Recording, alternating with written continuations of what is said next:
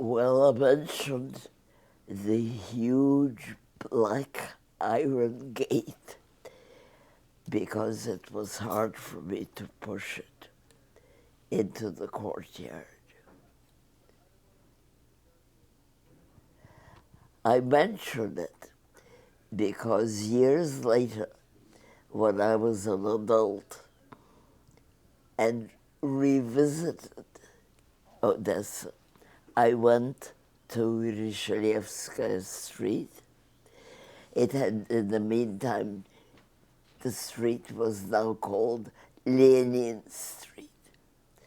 It was changed back to Ryshelievskaya Street. Well, they were demolishing the houses.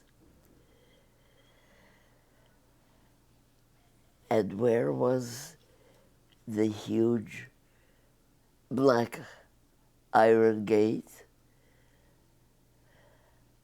It looked small. I grew. It was half broken off its hinge.